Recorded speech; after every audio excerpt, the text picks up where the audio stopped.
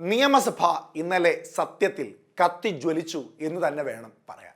കോൺഗ്രസിലെ മുതിർന്ന നേതാവും മുൻ പ്രതിപക്ഷ നേതാവുമായ രമേശ് ചെന്നിത്തല പ്രതിപക്ഷ നിരയിൽ നിന്ന് എഴുന്നേറ്റ് നിന്ന് മുഖ്യമന്ത്രിയുടെ മുഖത്ത് നോക്കി മിസ്റ്റർ ചീഫ് മിനിസ്റ്റർ എന്ന് വിളിക്കുന്നു.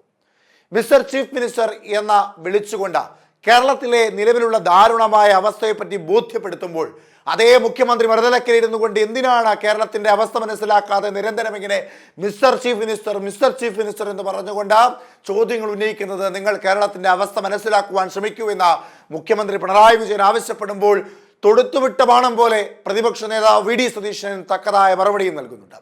മിസ്റ്റർ ചീഫ് മിനിസ്റ്റർ എന്ന് വിളിച്ചിട്ടുണ്ട് എങ്കിൽ അതിൻ്റെ ഉത്തരവാദി താങ്കളായതുകൊണ്ടാണ് മിസ്റ്റർ ചീഫ് മിനിസ്റ്റർ എന്ന് പേരെടുത്ത് വിളിച്ചുകൊണ്ട് ചോദിക്കുന്നത്. തെറിയോ ആക്ഷേപവുമല്ല പറഞ്ഞത്. മുഖ്യമന്ത്രി പിണറായി വിജയൻ എന്ന തലയ്ക്കൽ മാത്രമല്ല താങ്കൾ ഇരിക്കുന്നത്, ആഭ്യന്തര വകുപ്പും കൈകാര്യം ചെയ്യുന്നത് നിങ്ങൾ തന്നെയാണ്. അതുകൊണ്ട് ആ ബോധ്യത്തോടുകൂടി പ്രവർത്തിക്കാത്തതിൻ്റെ പേരിലാണ് ഇപ്പോൾ നിയമസഭയ്ക്കുള്ളിൽ നിങ്ങൾക്കെതിരെ ഇത്തരത്തിൽ ചോദ്യങ്ങൾ ഉന്നയിക്കേണ്ട ആവശ്യകത പ്രതിപക്ഷ പാർട്ടിക്ക് ഉണ്ടാകുന്നത് എന്ന് പറയാതെ പറഞ്ഞു വെക്കുകയും ചെയ്യുന്നുണ്ട് പ്രതിപക്ഷ നേതാവ് വി ഡി സതീശൻ. കേരളത്തിൻ്റെ സാമൂഹിക അവസ്ഥ നശിച്ചുകൊണ്ടിരിക്കുകയാണ് എന്നും ലഹരിക്ക് അടിമപ്പെട്ടുകൊണ്ടൊരു തലമുറ ഉയർന്നു വരുന്നു എന്ന ബോധ്യം എന്തുകൊണ്ട് സർക്കാരിന് ഉണ്ടാകുന്നില്ല എന്ന ചോദ്യവും പ്രതിപക്ഷ നേതാവ് ഉന്നയിക്കുന്നു. 2022 കാര്യമായ പ്രതിപക്ഷ പാർട്ടി ഈ വിവരം സഭയ്ക്കുള്ളിൽ ഉന്നയിച്ചപ്പോൾ ഇപ്പോഴും ചർച്ച നടക്കുകയാണ്. സർക്കാരിനെ അനുകൂലിക്കുന്ന പ്രതിപക്ഷം, പ്രതിപക്ഷത്തെ അനുകൂലിക്കുന്ന സർക്കാർ, ഇത് തന്നെ അങ്ങോട്ടും ഇങ്ങോട്ടും മാറിയും തിരിഞ്ഞും നടക്കുന്നതല്ലാതെ സർക്കാർ എന്ത് നിലപാട് സ്വീകരിച്ചു എന്ന ചോദ്യം പ്രതിപക്ഷ നേതാവ് സഭയ്ക്കുള്ളിൽ ഉന്നയിക്കുന്നു. അതിന് മറുപടി പറയേണ്ട ഉത്തരവാദിത്തം മുഖ്യമന്ത്രി പിണറായി വിജയനാണ്, ആഭ്യന്തരം കൈകാര്യം ചെയ്യുന്ന പിണറായി വിജയനാണ് എന്ന് ബോധ്യപ്പെടുത്തുകയും ചെയ്യുന്നുണ്ട് അദ്ദേഹം. എന്തുകൊണ്ടാണ് എക്സൈസിനെയും പോലീസിനെയും ഒക്കെ ഉപയോഗപ്പെടുത്താത്തത്? അവർ ബോധവൽക്കരണം ചെയ്യേണ്ടവരല്ല. ബോധവൽക്കരണം ചെയ്യാൻ മറ്റേതെങ്കിലും വിഭാഗത്തിൽപ്പെട്ട സർക്കാർ ഉദ്യോഗസ്ഥരെ ഏൽപ്പിക്കൂ. പോലീസും എക്സൈസും ഈ നാട്ടിലെ ക്രമസമാധാനം നിലനിർത്തുവാൻ വേണ്ടി ഇത്തരത്തിലുള്ള ലഹരി വസ്തുക്കൾ തുടച്ചു നീക്കുവാൻ വേണ്ടി പ്രവർത്തിക്കേണ്ടവരാണ് എന്ന ബോധ്യം സർക്കാരിന് ഉണ്ടാകണമെന്ന ഒരു താക്കീത് കൂടി പ്രതിപക്ഷ നേതാവ് നൽകുന്നുണ്ട്.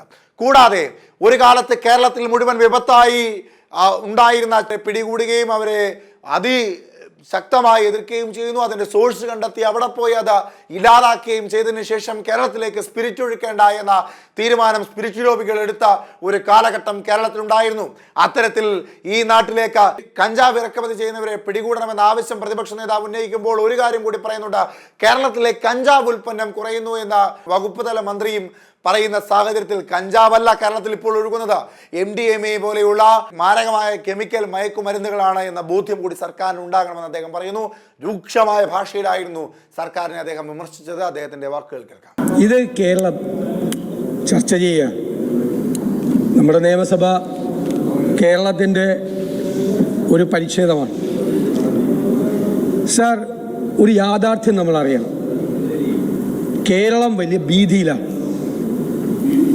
ഉത്കണ്ഠയിലാണ്. ഈ കഴിഞ്ഞ കുറേ ദിവസങ്ങളായി നടക്കുന്ന സംഭവങ്ങൾ, ഒന്നിനു പുറകെ ഒന്നായി നടക്കുന്ന ഈ സംഭവങ്ങൾ എല്ലാവരെയും ഉത്കണ്ഠയിലാഴ്ത്തിയിരിക്കുന്നു, നമ്മളെ അടക്കം. നമ്മളും ഈ വാർത്തകൾ കേൾക്കുമ്പോൾ നമ്മളും ഞെട്ടുന്നുണ്ട്, നമ്മളും പ്രയാസപ്പെടുന്നുണ്ട്. എന്തു പറ്റി? എന്താണ് ഇങ്ങനെ പോകുന്നത്?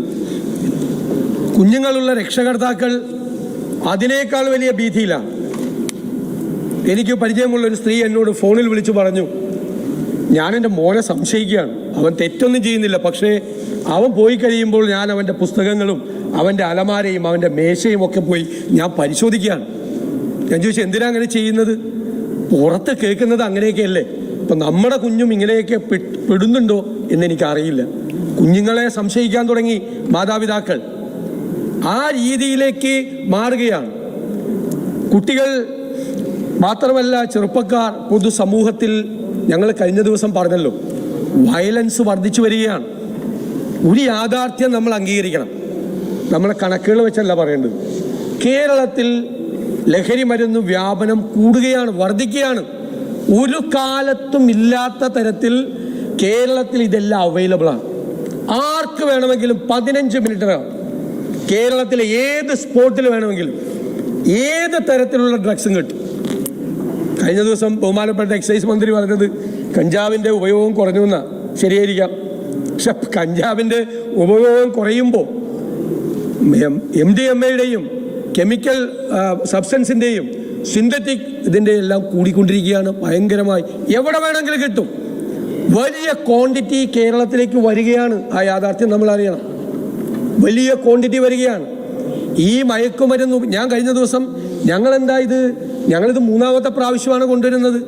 2 പ്രാവശ്യം ഗവൺമെന്റ് ചർച്ച ചെയ്യാൻ തയ്യാറായി. ഞങ്ങൾ ആദ്യം എടുത്ത സമീപനം എന്താണ്? വളരെ പോസിറ്റീവായിട്ടാണ്. ഞാൻ തന്നെ പറഞ്ഞു, ഏത് തരത്തിലുള്ള ഒരു ആക്ഷൻ പ്ലാൻ ഗവൺമെന്റ് ആരംഭിച്ചാൽ ഞങ്ങൾ അതിന്റെ കൂടെ ഉണ്ടെന്നാണ് പറഞ്ഞത്. കഴിഞ്ഞ പ്രാവശ്യം ഞങ്ങൾ കുറച്ചുകൂടി കാർക്കശ്യത്തോടുകൂടി പറഞ്ഞു. കാരണം 2022 ഇത് കൊണ്ടുവന്നതിന് ശേഷം ഇപ്പോൾ ഈ 2024 ഇതിൻ്റെ അകത്ത് മാറ്റമില്ല എന്ന് മാത്രമല്ല, അപകടകരമായ നിലയിലേക്ക് ഇത് പോകുന്നു. പിന്നെ ഇത് വീണ്ടും കൊണ്ടുവരേണ്ട സാഹചര്യം ഗവൺമെന്റ് അംഗീകരിക്കുകയല്ലേ ചെയ്തത്. വീണ്ടും ഇത് കൊണ്ടുവരാനുള്ള സാഹചര്യം കേരളത്തിൽ ഉണ്ടായി. കുറച്ച് ദിവസങ്ങൾക്ക് മുമ്പ് കൊണ്ടുവന്നൊരു വിഷയം വേറൊരു തരത്തിലാണെങ്കിലും വീണ്ടും ഈ ഹൗസ് ചർച്ച ചെയ്യേണ്ട സ്ഥിതിയിലേക്ക് ഒരു അടിയന്തര പ്രാധാന്യം അതിനുണ്ടായി എന്നുള്ള യാഥാർത്ഥ്യമല്ലേ. അപ്പം നമുക്ക് എന്തായുള്ളത്? നമ്മളിങ്ങനെ അങ്ങോട്ടും ഇങ്ങോട്ടും പിന്തുണ പ്രഖ്യാപിച്ചാൽ മതിയോ? ഞാൻ പ്രതിപക്ഷ നേതാവ് എന്നുള്ള നിലയിൽ മുഖ്യമന്ത്രിയോട് അങ്ങ് ചെയ്യുന്ന എല്ലാ കാര്യത്തിനും പിന്തുണ. മൂന്നാമത്തെ പ്രാവശ്യം അത് തന്നെ പറയണോ? എന്തെങ്കിലും ഒരു പ്ലാൻ വേണ്ടേ? എന്തെങ്കിലും ഒരു ആക്ഷൻ പ്ലാൻ വേണ്ടേ? നിങ്ങൾ ഈ 2022 ഞങ്ങളിത് ആദ്യമായി അവതരിപ്പിച്ചതിന് ശേഷം എന്തെങ്കിലും ഒരു സോഷ്യൽ പ്ലാൻ നിങ്ങളുടെ കയ്യിലുണ്ടോ? ഒരു എൻഫോഴ്സ്മെന്റ് പ്ലാൻ നിങ്ങളുടെ കയ്യിലുണ്ടോ? നിങ്ങൾ കഴിഞ്ഞ പ്രാവശ്യം ഒന്നും പറഞ്ഞില്ല. കഴിഞ്ഞ ദിവസം ഇത് കൊണ്ടുവന്നപ്പോൾ നിങ്ങൾ ഇതിനെ നേരിടാൻ എന്ത് ചെയ്യാൻ പോകുന്നു എന്ന് നിങ്ങളുടെ കയ്യിലൊന്നുമില്ല. പിന്നെ നമ്മൾ അങ്ങോട്ടും ഇങ്ങോട്ടും പിന്തുണ പ്രഖ്യാപിച്ച് പിരിഞ്ഞു പോയാൽ മതിയോ? അങ്ങനെയാണോ നോക്കേണ്ടത്? പല ആംഗിളിൽ നിന്നും ഇതിനെ കൈകാര്യം ചെയ്യേണ്ടി വരും. നമ്മൾ എങ്ങനെയാണ്, ഞാൻ കഴിഞ്ഞ ദിവസം ചോദിച്ചു, എങ്ങനെയാണ് കേരളത്തിലേക്കാണ് ഏറ്റവും കൂടുതൽ ഇന്ത്യയിൽ സ്പിരിറ്റ് വന്നിരുന്ന സംസ്ഥാനം.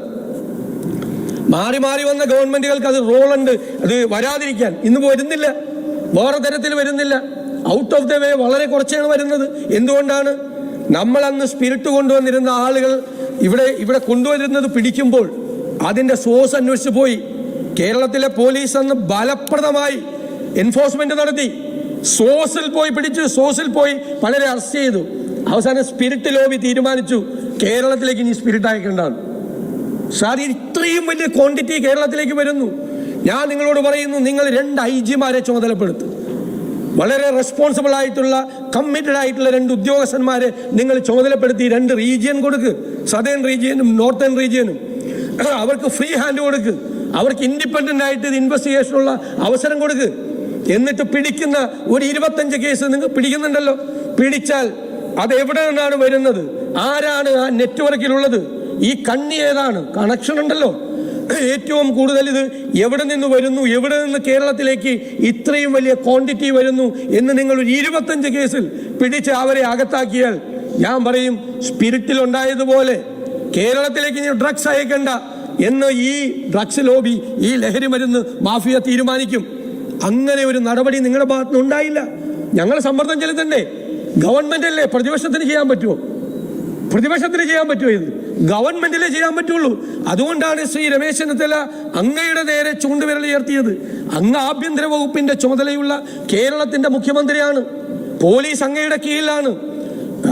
2 ഫോഴ്സ്, എക്സൈസ് ഉണ്ട്. ഇത് എൻഫോഴ്സ്മെന്റ് നടത്തേണ്ട ആളുകളാണ്. അവര് പാട്ടും പാടി ബോധവൽക്കരണത്തിനെതിരായിട്ടല്ല ഞാൻ പറഞ്ഞത്. അവരുടെ ജോലി അതല്ല.